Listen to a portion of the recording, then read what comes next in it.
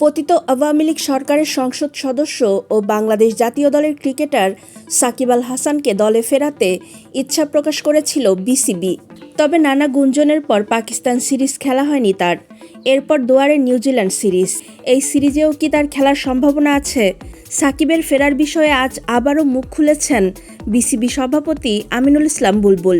তিনি আজ পূর্বাঞ্চলে ভেন্যু পরিদর্শন শেষে গণমাধ্যমের মুখোমুখি হয়ে বলেন, সাকিবের বাংলাদেশে আসা এবং বাংলাদেশে আসার পর আমাদের নির্বাচকরা যদি মনে করেন সাকিব খেলার জন্য তৈরি, খেলবে।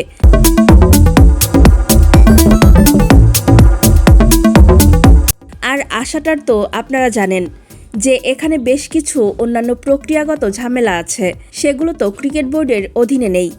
এক সাক্ষাৎকারে সাকিব নিজেও তার ফেরা নিয়ে কথা বলেছেন।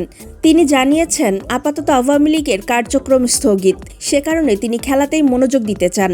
তিনি বলেন, যেহেতু এখন দলের কার্যক্রম নেই তাই ক্রিকেট চালিয়ে যাচ্ছি। দলীয় কার্যক্রম শুরু হলে রাজনীতিতে ফিরে আসার সুযোগ থাকবে। তিনি আরও বলেন, রাজনীতি জীবনব্যাপী করা যায়, সময় অনেক আছে, কিন্তু ক্রিকেটের সময় সীমিত, তাই আগে ক্রিকেটের দিকে মনোযোগ দিতে চাই। রাজনীতির মাধ্যমে মানুষকে সাহায্য করতে পারলে ভালো লাগে, সে আশাই এখনও আছে। দর্শক, আপনি কি মনে করেন সাকিব আল হাসানকে আবার সুযোগ করে দেওয়া হোক জাতীয় দলে? জানাতে পারেন আমাদের কমেন্ট বক্সে।